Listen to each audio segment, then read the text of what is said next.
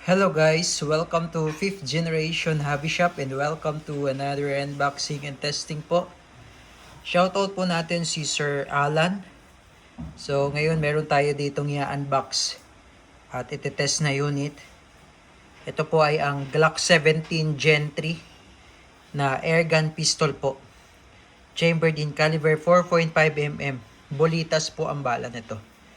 Ayan. So ito po yung kanyang bala. This is the 4.5mm po. 4.5mm steel ball. Ito po yung magnet. Ima-magnet po natin. Ayan po, dumidikit po sa magnet. Ibig sabihin po, yung bala niya po ay bakal. Bolitas.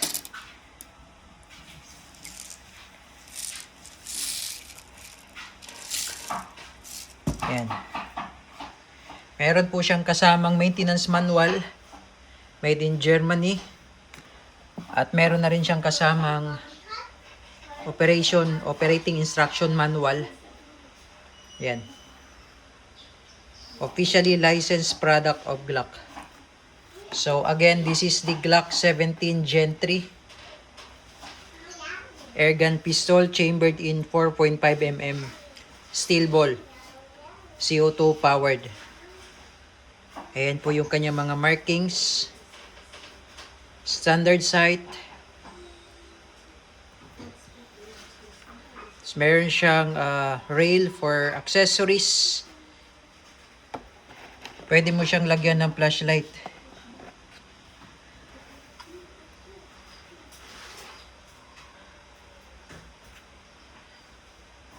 Yan, Glock 17 Gen 3. Ito yung kanyang hangin. This is the CO2 cartridge. Ito po ay disposable. Itong isang CO2 good for 60 shots more or less. Pag naubos, papalit po ng bagong tangke. Disposable po siya. Okay? Ito po yung kanyang magazine. CO2 mag. So ganito lang po ang paglo-load ng bala. Ito po yung bulitas na 4.5mm.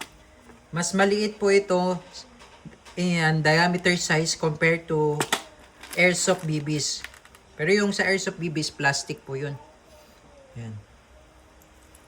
Dito lang po yan.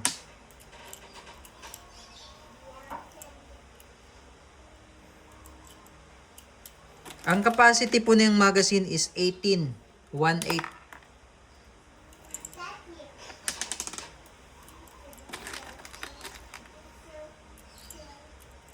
Yan, itataktak nyo lang po para malaglag po yung bibis. Yan. 18 rounder. So, lalagyan po natin siya ng silicone oil, yung part na yan.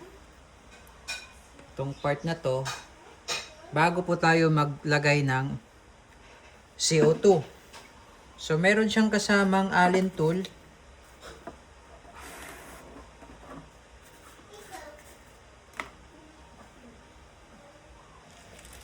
Ito po yung kasama or yung pamihit niya.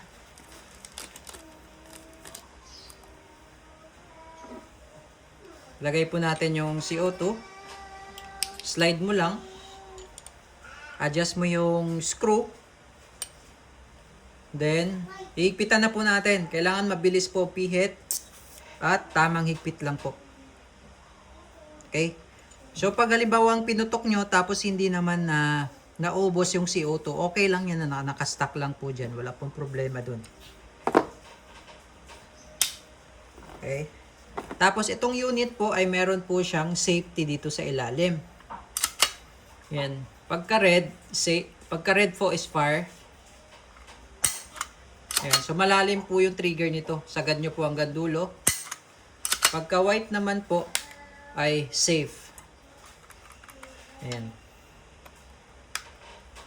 So blowback po siya. Tapos bakal na po yung internals niya. Pakinggan nyo po yung tunog.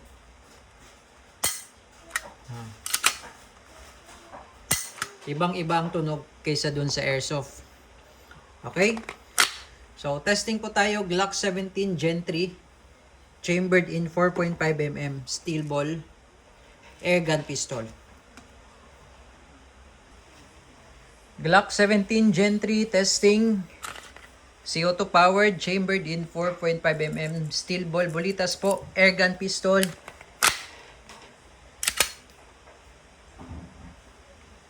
And firing.